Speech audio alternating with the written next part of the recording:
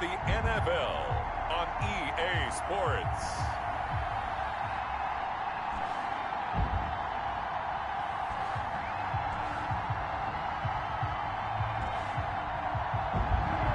They love their crab cakes and they love their football. That's what Maryland does. And we are at M&T Bank Stadium down near the Inner Harbor of Baltimore. Today it's an AFC North matchup between the Pittsburgh Steelers and the Baltimore Ravens. Set to go now in Week 6 of the NFL season, and we are underway on EA Sports. And he'll be tackled just shy of the 25. Over first and 10 at their own 24-yard line.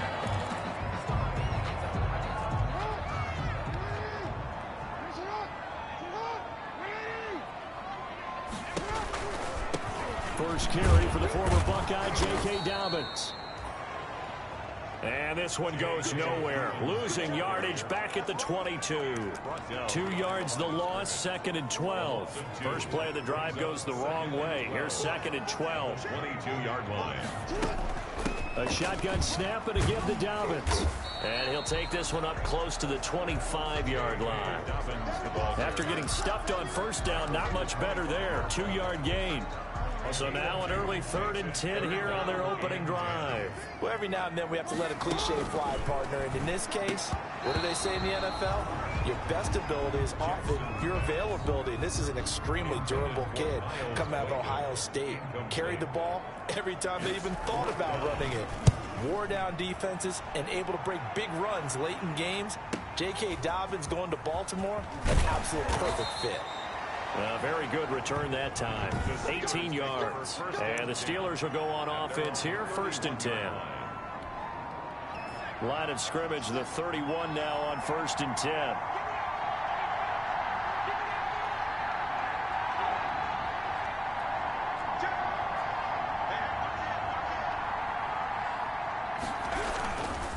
A collegiate star in nearby Maryland. This is Anthony McFarland. And a hard-earned yard there as he ran through one would-be tackler. It's 2nd down. 33-yard line. The numbers for him from a week ago. 13 carries, 88 yards. They've won 2 straight games, and they've done it with the running game as the focal point of their offense. So in this contest, I don't think about doing anything else. I continue to ride the hot hand that I've established and lead with the runners. But when you're going up against a talented receiver like that, you just know that they're going to bring more people to him, right? They're going to double cover him every chance they get. And I think that is what we're going to see all game long. An early taste of that double, maybe even sometimes triple coverage we might see. Yeah, I think what they're counting on, his talent to sometimes beat that double coverage. And that is incomplete. The pass intended for Chase Claypool. That's what you're going to need to do against those big receivers. You got to get in there and get physical with them.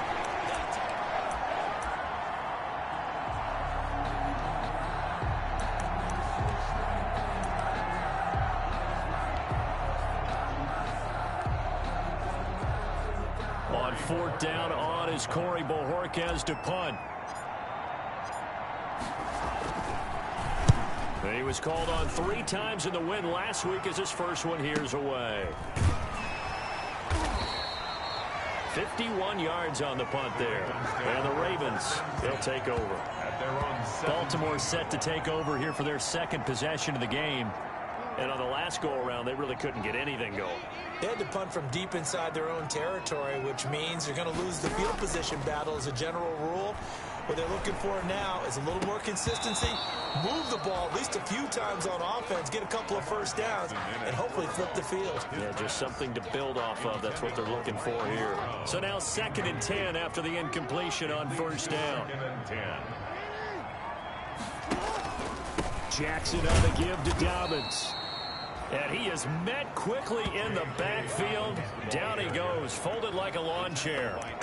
Nice play right there to stop him behind the line, but I want to see how this defense continues to play him here in the first half. Yeah, we know, you know better than I. He has the ability to take over a game, so what do you do? Yeah. And he coughs up the football near his own goal line. And he takes it back to the house. A fumble recovery for a Steelers score. Chris Boswell. So the big fella gets on the scoreboard with a return for a touchdown. Good thing he didn't have to go too far, though. You know the trainers were very happy about that. Imagine having to go get him in the end zone, escort him to the bench, and give him the oxygen. They were loving the fact that he got in without having to run very far.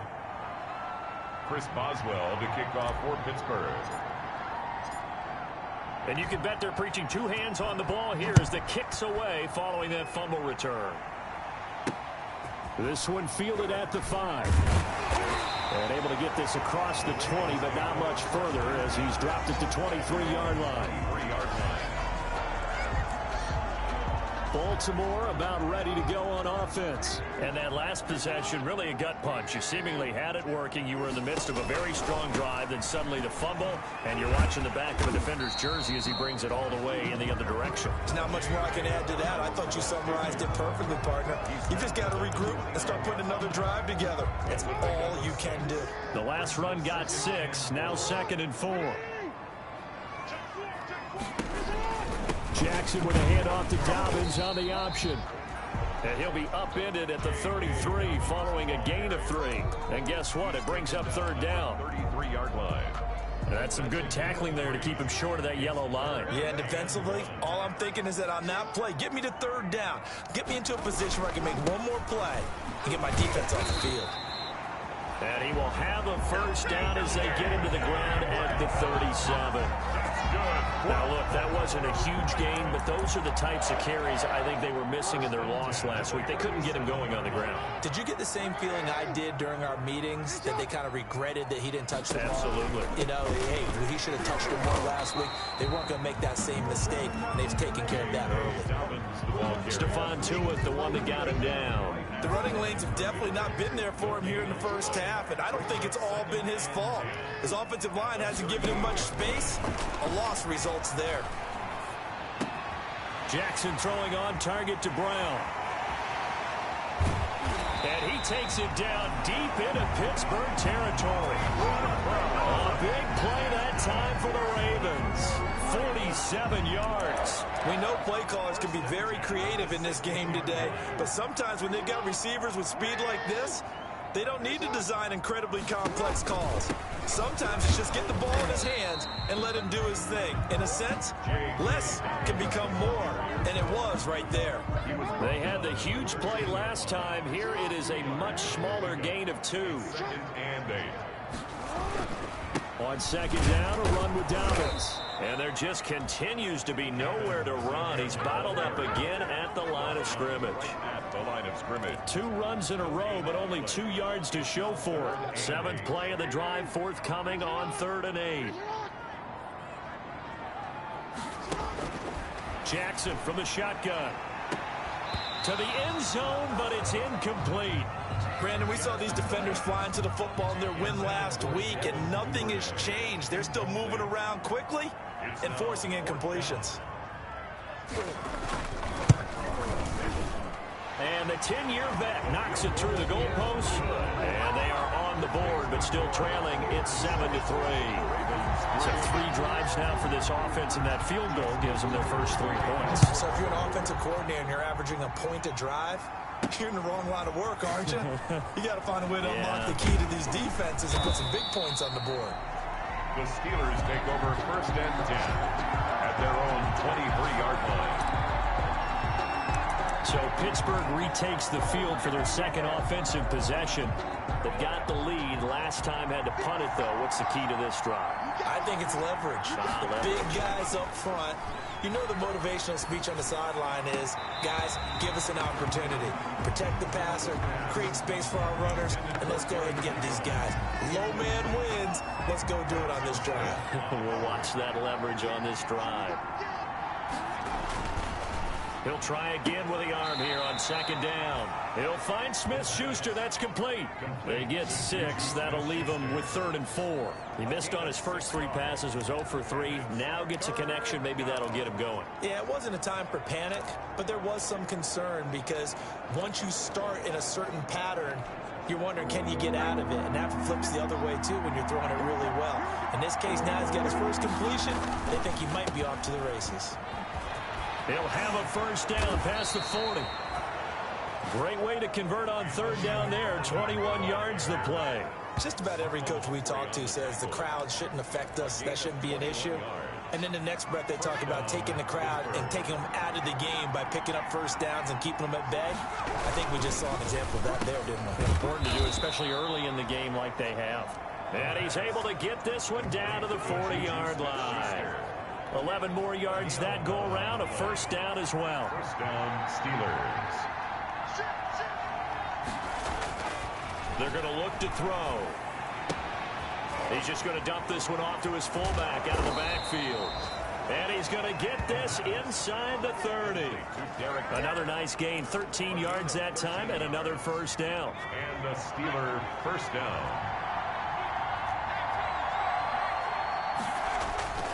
Back to throw. Open man completes it to Smith-Schuster. And down inside the 15, shy of the 10. Another nice gain, 16 yards there, and a first down again. I don't care who you put on him. He's going to be a handful in one-on-one throws. Yeah, right now, you're right. They're in man-to-man. Maybe need some safety help. I would say that'd be a good idea. Double team him somehow. I'm going to have to make someone else beat me rather than let him shred my defense. Just a yard on the first down carry, so it's 2nd and 9. 1 yard gain brings up 2nd and 9. At the Ravens. 2nd and 9 now. Flushed out right. He'll get this one to McFarland out of the backfield. And he will be out of bounds here on what will turn out to be the final play of this first quarter. After one, 7-3 the score on EA Sports. And on 3rd and 5, this will be the 8th play of the drive. Back to throw here. And it's intercepted at the goal line. Picked off by Harrison Smith. And they get the football, but not much on the return here as he stopped at the 7-yard line. He had a little bit of the turnover bug last week, 3 interceptions. Not an absolute disaster, but another one here. Do you start to get a little worried? You worry about your team as a whole because you have to find a way to make those interceptions, quote-unquote, go away. And that means your defense. They've got to go out there on sudden change and at least hold people to field goals. And if that keeps happening, they lose confidence in the quarterback, and then no one plays well. The last run got 3. Now here's 2nd and 7. From the gun, Jackson got his man complete over the middle. That's Andrews. And they'll bring him down here right around the 17-yard line. 7 yards there and a first down. 1st and 10 at the 17-yard line. Jackson fakes the give and keeps it. He's got a first down and more past the 30. And finally taken down at the 36-yard line. So not his arm, but hurting him with his legs. A gain of 19 on the keeper and a first down. Well, I tell you, there is no antidote for speed, even at the quarterback position, as he keeps it himself and turns it into good yardage. And it still takes time for a defender to react. Even as quarterbacks carry the ball more and more in today's NFL, they're still a little bit in disbelief and realize, oh my goodness, he's running with the ball. He may be 8, 10, 12 yards downfield at that point. And it's incomplete. Boy, he doesn't drop many like that one. 2nd down. They'll try again from the 36 on 2nd and 10. Throwing again. Jackson. Back to Brown, this time complete. And they're going to have themselves another first down as the tackle's made at the Steelers' 40. That one goes for 24 yards. This offense finding its legs now. Here's another 1st and 10. They go back to the ground with Dobbins. Credit him with a 1-yard gain there to make it 2nd and 9. No doubt about it. A really nice job there by the defense, not allowing him to get to the perimeter. But that means your defensive ends, your outside linebackers, the guys that you pay big money to sack the quarterback, they also have to have interest in the running game as well. And they did a nice job. And he's going to be hit and taken down. Back right around the 48-yard line. So if we recount real quick, he had the touchdown earlier, and now he comes up with the sack here.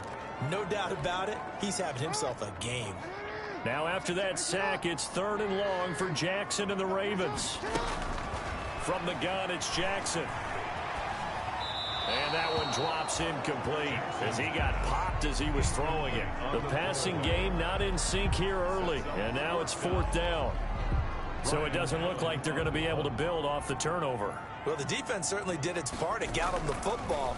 But you're exactly right. It looks like they're going to have to punt this one away. And it's not a turnover, but doesn't it feel like one after grabbing the momentum with the defensive play? Yeah, and they had all that momentum after getting the football, and now zapped right back in the other direction. And the Steelers set to take the field. And the interception thrown in the red zone last time. We'll see if they can rebound. I just have to think the last thing he said as they went back out there was, don't do that again. What do you think? What do you think? Yeah, I think that. I think that not only did he say that, but he also told him, let's put it in the end zone that it's supposed to be in, all right? The end zone we're trying to score. I know we're being a little bit facetious here, but the bottom line is take care of the football, and everything else should flow from there. Quick lesson, never ask the play-by-play guy a question. Hey, you're my partner. I know you're right there with me. So after the incompletion on first, now 2nd and 10.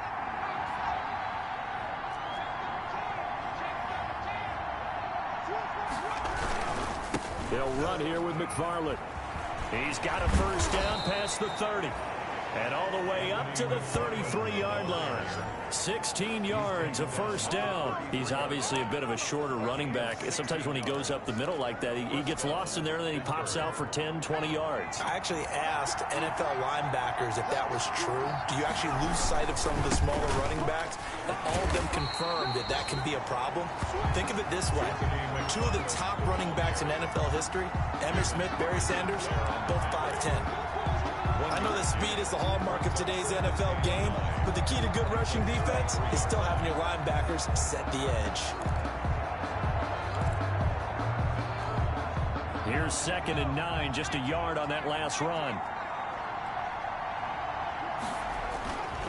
They'll drop to throw. Going top shelf for Smith-Schuster. And that is going to be pulled in one-handed. Wow.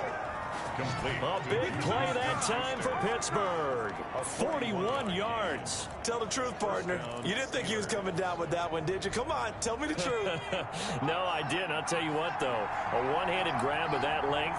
Talk about giving your team a little juice. Oh, big time. I mean, everyone's going to be excited about that one, whether you're on the field or not. It permeates its way through the entire team, and I can't wait to see what they do on the next down.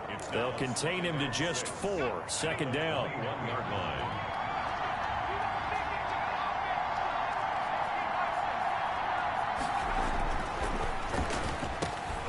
Now a quick slant as the throw's complete. It's a gain of 6 on the play, and they'll be faced with a 3rd and inches. In today's football, where receivers break tackles, make people miss, get upfield for the extra yardage, when you see a play like that where it's caught and he's dropped on the spot, that's a big-time play by the defense. The Steelers on 3rd down. Just 1 for 3 thus far. They're looking at 3rd in the nose of the football. They'll run with McFarland. And able to get him down, but he does reach the 5. They're able to convert on 3rd down, and that sets up a 1st and goal. Well, they gave themselves options there on the 3rd down play, and were able to convert on that RPO. Shows a lot of trust with the guy taking the snap, doesn't it? Because you're counting on him to make the right reads and give the ball where it's supposed to go. And he did on that play. And the Steelers are going to have 1st and goal as they try to finish off this drive with 6 points. When we talk about being on schedule, I think they're on schedule after that run, getting it right down there on the doorstep. Maybe even a little bit ahead, because now the defense can't dictate with pressure. They're guessing about where you're going to go. They might come right back at them with the same play, the same set, and see if they can stop them. It's a loss of 2, now 3rd down. And now 3rd and goal coming up, the loss on 2nd down. That just means this crowd's going to get even louder, and they'll get a little bit of extra help from the defenders as they exhort them to join them in the effort.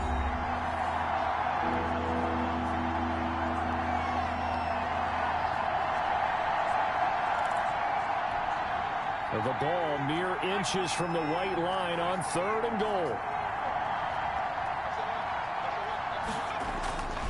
Now here's Snell, and he's into the end zone. Touchdown, Steelers. Touchdown. Benny Snell His third touchdown now on the year. And the Steelers are going to add on to their lead. Well, they decided to run it in and got it done on 3rd and goal. A lot of times, that's a passing play. And the kicker just has to come out for the PAT. He can breathe a sigh of relief as well, right? Although I don't know if he's really breathing a sigh of relief. I think he likes to put 3 points on his ledger. Boswell now to kick it away after the touchdown. Fielded near the back of the end zone. And he'll just sit on this one as their drive will start at the 25. 25-yard line. And now Baltimore gets set to take the field. And with this deficit, you can't have too many more drives like the last drive where you had to punt it away. You know what I would tell my offense right here? The punter doesn't exist, guys. He doesn't even exist. He's not a team anymore. I just cut him, all right? So you've got to go out and create some offense for us here and give us some points. No way does that guy get on the field on this drive. Poor punter. Yeah, it wasn't his fault. But, hey, listen, there's got to be casualties at times. We're trying to win a game. A gain there of 21 yards. That'll be taken in there by Miles Boykin. And he is out of bounds, but not before he's inside the 30. Another nice gain, 16 yards there, and a first down again. Well, that certainly has to feel good. It's not all the time that the play caller should get all the credit. Sometimes I think in the huddle, the quarterback just says, hey, who's going to make a play for me? I just need something right here. And the end result there, nice first down. Drive keeps moving. And he'll be brought down inside the 20 at the 19. Give him 10 yards on the pickup, and that'll bring up a second and just about a few inches here. Now the Ravens going to use one of their timeouts, as the stoppage will come with a little under a minute to go in this first half. Still a few inches short of a first down as they come up now on second down. To throw again is Jackson. Toward the end zone, but that's going to wind up incomplete.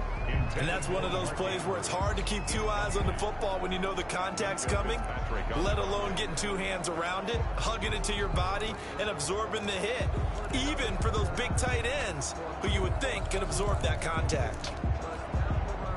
An incomplete pass on second down leads us to 3rd and inches. Again, Jackson. They set up the screen for Dobbins. And he will have a Ravens first down, at least at first glance, as he'll spot the football just beyond the marker. They find a way to convert on 3rd and inches. So from inside the 20, here's 1st and 10 at the 18. Jackson will throw again. Jackson hit, and he lost the football. But it looked like a Raven was able to get in there, and they will indeed keep the possession. On the play. Able to fall on it, but look where they recovered it. That's a big loss. A lot of bad news on that play for them, wasn't there? Lost the football, lost a lot of yardage, but I think the good news outweighs it. Able to retain possession. That was big for them. Throwing on 2nd and long. Jackson, and that is incomplete. 16 seconds now on the clock. To this point, I've been impressed with the work defensively. They have not allowed a lot of receivers to run free. And there's another example, another incompletion.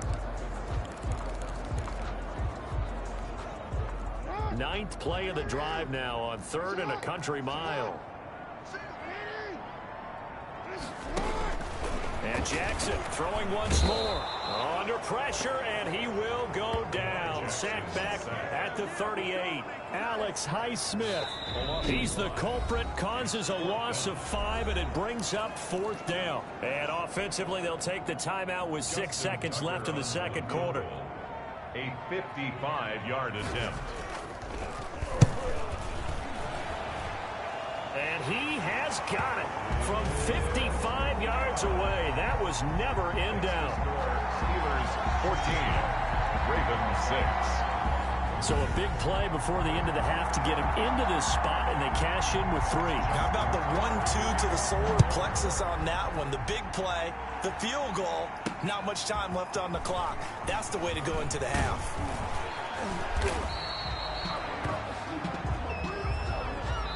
So we have reached halftime here in what's an 8. We now proceed to the start of the second half. 14, Ravens 6. So tied for the second half as the Steelers have the lead, and they will also be receiving the football here to start the third quarter. And here's Lewis. And they'll get him down inside the 30 at the 27. Steelers take over first and 10 at their own 27-yard line. So here are the Steelers to take over on offense. They've won 2 straight, and they lead this one as well as they come up on first and 10.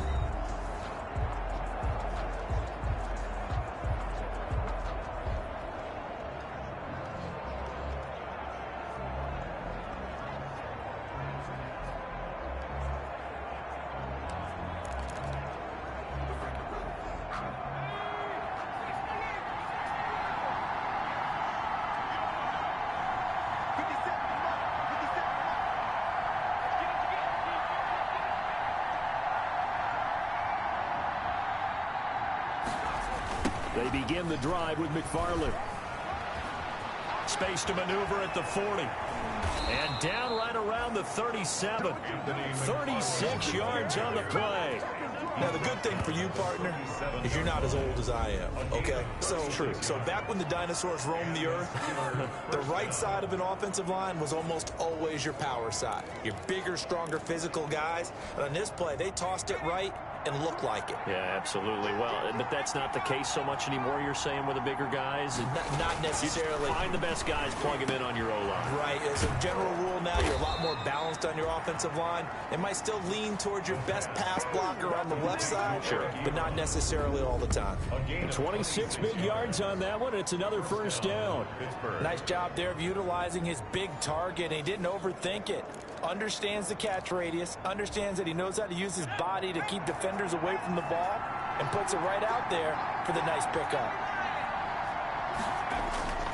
Back to throw now on first down. And he's in. Touchdown, Steelers. Juju Smith-Schuster, his 3rd touchdown now on the year. And the Steelers find a way to stretch their lead. A lot of people might call this backyard football. Sometimes just understanding who you've got out wide and who you're going to throw it to. Give him an opportunity to go up and make a play, even when contested. Looks like that one worked out pretty well. The trust factor in effect. It's up and good, and that'll make the score 21-6. The drive there only spanning 3 plays. And it ends with the Steelers finding the end zone. The kickoff for Pittsburgh.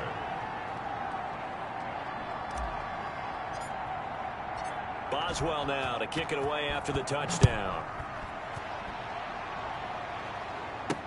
Taken about 7 yards deep, and it'll come out to the 25 as he will not attempt.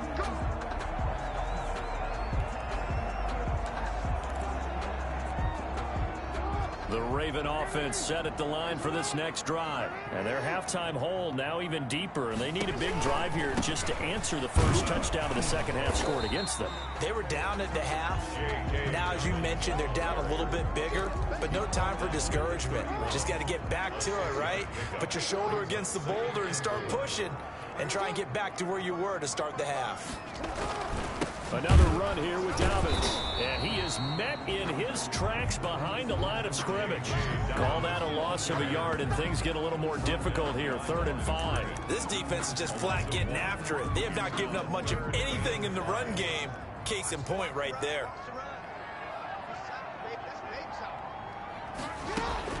From the gun on 3rd down, Jackson. Open man is Duvernay. And he will have a Ravens first down as they're able to get the 3rd down conversion. Second catch for him today, and it'll wind up a first down. First and 10 at the 39-yard line. From the gun, Jackson. A quick throw here, that's complete. Jackson's pass. 5 yards on the catch there, brings up 2nd down. Well, they're unable to convert that into much, but it's never a bad idea to try to get the ball into a tight end of his caliber's hands and see what kind of disruption he can cause. Option play, and they'll hand to Dobbins. And he's dropped just before the line to gain. 4-yard pickup leaves him with 3rd and 1. Well, they still have time to get him established, but in my estimation, they've got to pick up the urgency here. They've got to get quickly in and out of the huddle and run off a bunch more plays. They'll go again with Dobbins. And he will be very close to a first down, but I see the closed fist of the referee, and that means fourth down. Just a 1-yard gain on the play, and that'll mean a call to the punt team as it's fourth down. Now, they struggled to get him rolling on the ground in the first half, and that's sort of continuing here in the third quarter. Yeah, but I don't think it's time to abandon the running game. I would say keep feeding the horse, and I believe he'll eventually reward them, especially as we get deeper in the game. On the NFL scoreboard elsewhere, third quarter in Denver. The Broncos have taken the lead late in that ball game. We'll keep you updated on that one as it progresses. Pittsburgh's offense now heading back out onto the field. They are clicking on all cylinders. They seem to be just scoring at will right now, and that's why they've opened up this big lead. You know, we always talk about getting into the zone, and all athletes are seeking that, aren't they? Where everything is working for them, every move they make works, it clicks, and they are on point right now. Yeah, they are in that zone that you're talking about. Again, McFarland. And he stopped immediately there. No gain on the play, and it's going to bring up a third down. As usual, the hallmark of a good run defense, linebackers making plays near the line of scrimmage. Absolutely nowhere to run there. On third down, he'll drop to throw. And that will be incomplete. The pass. Intended for. How about some applause for the defense there? They forced him to throw that one into coverage, and just like that, they're staring at a fourth down. Well done. And he gets this away, and look at this. This is a good one. And he couldn't get it to check up. That kicks all the way into the end zone for a touchback. 20-yard line. The Ravens ready to take over. And down on the scoreboard, certainly needing to avoid what happened on the last drive, punting the football. Sense of urgency has to take over for them here. They know the score. They know the situation. And by the way, the punter no longer exists for their offense. That's how they have to treat this drive. They need points. Big time.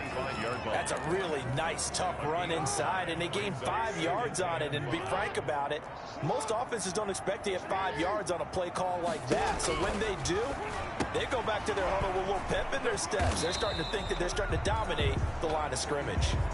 And they'll take him down at the 31-yard line. 6 yards to pick up, and that's a first down. First and 10. I got a kick out of that one, partner. You and I talk often about trying to hide receivers in certain situations, but a guy of his size, you can't really hide it. But the tight end drag route, definitely an effective way to sneak him across the formation for an easy completion and a first down. Oh, that's a real nice job there by the defensive front. They just engaged and held their ground. But how about the guy who made the play? We often talk about whether they take a good first step or not. Many times you just don't take any step. Just get your feet moving, get your body going, and then once he made the read, he was able to make the play. That one, a first down pickup of 8. Many different ways to create space, but on that play, he did it with that big, wide body of his. Didn't get a whole lot of yardage on the play, but it did what it was supposed to. Pick up a first down. And he will be brought down at about the 43 that time. Receiver, the ball carrier. Give him a couple on the carry there. 2nd and 8. That's a nice job there defensively, being able to diagnose that little touch pass. They saw it coming, converged on him before he could get much out of it. He's going to let this one go deep. And that'll be incomplete. Took a pretty good shot as he tried to pull that one in. Couldn't hang on, 3rd down. Well, the passing windows are just not there, and that's just another example of how great this defense has been all game long. And that's exactly what a top 10 defense can do. They can really change the game tempo and frustrate you as you try to execute offensively. And he took the contact as he was throwing it, and the ball drops incomplete. He's had trouble finding open receivers all game, CD, and that's because really there hasn't been many. This defense has been all over them. Yeah, they're one of the better defenses in the league, and every time I talk to someone around the NFL, they all say the exact same thing. They're so fundamentally sound, it's hard to execute against them. And he's got to be fired up about that effort. I don't think he could have walked down and placed it any better than where he ended up putting the football. That was excellent.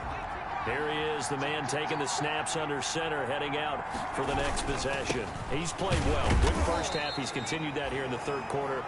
But my question, when you're a head coach, What do you look at stat line-wise for your coach? Do you go right to turnovers? You really do. As much as coaches don't want to talk about that, that's where it starts. When I played in college, our first rule for every game, the team making the fewest mistakes will win. And that's kind of how they judge you. Do you take care of the ball, not turn it over, keep it in the proper hands, and give your team a chance to win? Well, that's what he's done here in this one so far. On second down, it's Snell. And he's going to be taken down shy of the 5-yard line. They follow up the gain of 2 with a gain of 1 that time. It's a gain of a yard. And it's 3rd down. From deep in their own territory, they look to throw. He's got a man open. It's Chase Claypool. And he'll go down, and that will do it for the third quarter of action. Back now in Baltimore. So a little breathing room now. 1st and 10 at the 17. It's Steeler football, and they have the lead as well as we begin quarter number 4. And they'll get him down after a pickup of 8. 2nd and 2.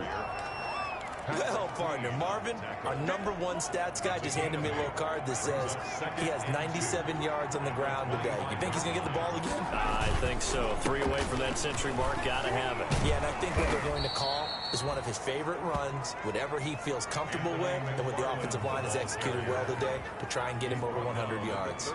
6 yards the pickup, and that's a 1st down. 1st down, Steelers.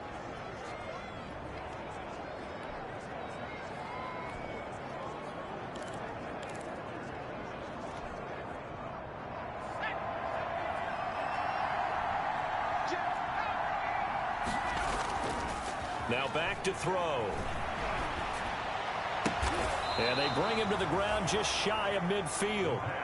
The Steelers able to pick up 18 yards there. They have the nice cushion. They just want to pour it on right now, still throwing the football. And I know my background says, why do you need to do this? Just go ahead and run out the clock and get a win. But as many people pointed out to me, it's a video game, man. Go ahead and put the numbers up. Sportsmanship, not an issue. Exercise those fingers. And he's corralled, but not before getting it inside the 35. Another 18-yard gain. They had 18 on the previous snap as well. I think there's a fatigue factor that's kicking in defensively. You know the will is still strong, but I think the offense is starting to bend it just a little bit, don't you? Yeah, absolutely. It's looked that way. We'll see if they can continue this already strong drive. On the ground, it's McFarland. And not much running room. Down to the 32. Malik Harrison on the tackle. Run blitz there defensively, something we might see more of here in the 4th quarter. I think we'll see a lot of it. And the difference between that and a pass blitz, you're just trying to get to the quarterback. You're trying to scheme someone open who will get to the QB and make sure he gets on the ground. In a run blitz, you're actually trying to cover up gaps, trying to cover up holes so they can't run the football. And he'll give it here to his running back. And only able to get 2 here. Stopped at the 30. Brandon, I've got to think this offensive line has got some smiles on its faces. And I know it sounds crazy, but they practiced for this back in training camp. They knew they'd be in situations where it'd be extra defenders in the box coming after them, trying to keep them from locking down a game. Right now, they want to show the world they're up to the challenge. They'll set up to throw. Ebron with it over the middle. And he will have a 1st down at about the 21-yard line.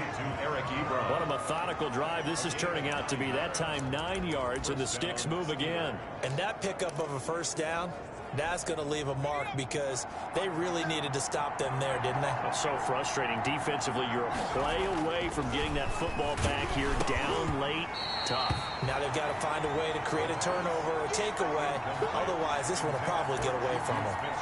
They've given up a few 1st downs on this drive, but getting the incompletion there, that should give them something to build on and maybe turn the tide. From the 21, it's 2nd and 10.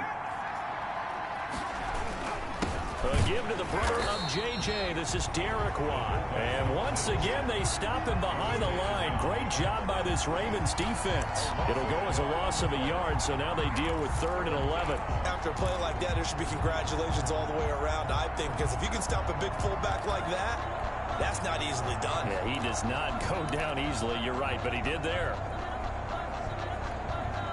This offense 2 for 2 on third downs on this drive. They're in for a tough test here, though. 3rd and long.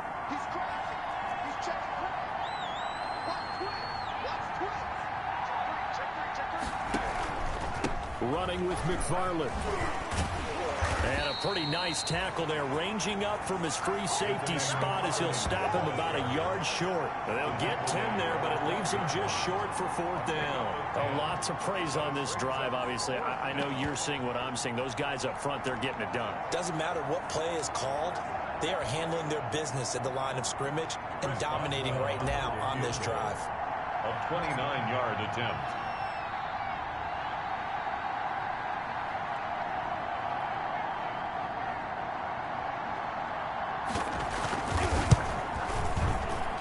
And Boswell's kick is good. And that will make this now an 18-point ball game. 24. Ravens 6. So with that, you figure this game's pretty much out of reach at this point. Yeah, it's going to take a heck of a comeback to come from 3 scores down, but don't change that channel. Don't go away. Miracles can happen, and you want to be here in case it does. You're a company man. Now, aren't I, though? And up to about the 26-yard line, just across the 25. At their own 26-yard line. Now the Baltimore offense heading back out onto the field. And they unfortunately are staring at a mini losing streak developing, trailing here in the 4th quarter. This would be their 3rd straight defeat. Throwing now, Jackson on 1st down. Firing quickly here, and that's complete. Now he's tackled a yard short of the marker. Good gain of 9 on 1st down. It's a gain of 9. That last catch short of the marker by just a yard leaves him with a very manageable 2nd and 1. Operating from the gun, Jackson. Oh, he'll want that one back. Incomplete. He doesn't drop too many in that department. 3rd down. Incomplete. Well, it just seems like all game long there hasn't been a lot of sync quarterback to wide receiver on this side of the football. They haven't been on the same page, quarterback and receivers. Heck, they haven't been on the same grease board when you draw plays up. They haven't been on the same surface tablet that you look at on the sidelines. Nothing's worked for them. They've got to find a way to start matching each other's movements. And he's taken down at the 43, but not before picking up the 1st. So they will accept the penalty and move forward.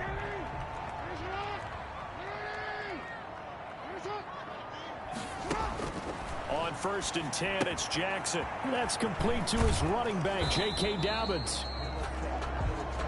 They'll contain him to just 4. 2nd down. You got the big lead defensively. Willing to give him that underneath stuff, right? And this is why you work on your tackling. Tackle them after the catch, inbounds, keep the clock running. Pressure comes, and the Steelers take him down. Preston Smith getting him once again his 3rd sack of the afternoon. We've been around this league for a while, and many coaches never pull their starting quarterback, almost no matter the situation. In this case, though, I think he's got to make a decision. He's taking a pretty good beating out there. Yeah, and with the deficit, maybe not wanting to risk an injury. On 3rd down, Jackson.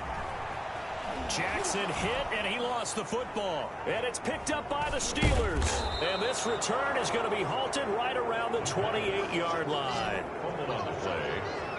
And with that kind of a deficit, you can't afford to make any kind of mistakes. But it's been pretty symptomatic of what we've seen all game with them, isn't it? Down this big in the 4th quarter. Yeah, you'd say an afternoon to forget, absolutely. On 1st down, McFarland. And inside the 20 before he's brought down. The Steeler 1st down on the pickup of 11 yards. No doubt those are the types of carries they're looking for here, Charles. The lead in the 4th quarter. This is when coaches that have a reliable running game, they breathe a little easier on the sideline. Yeah, they love the idea that they can take the air out of the football at this point of the game. That means they're really counting on that offensive line, counting on the runners, taking care of the football. Because you're going to tell your quarterback, hey, no time to be a hero. We're not going to throw it here. Just eat up that clock. And if you have the ball, they can't score. And not totally home free yet, but it's looking good as they come up 1st and 10.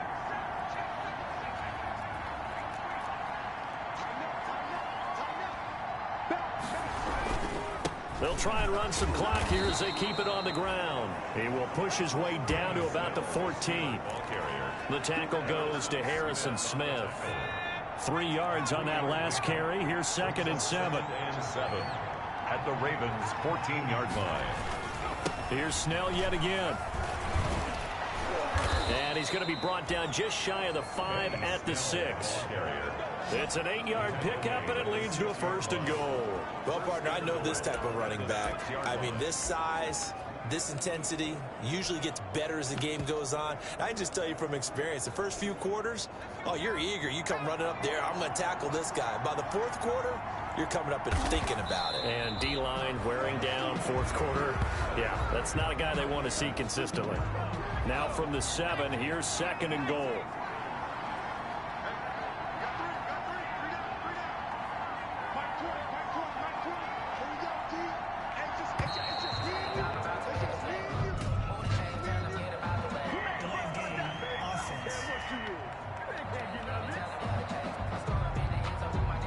Be accepted, of course, and that moves him back 5. So this one in the win column for the Pittsburgh Steelers.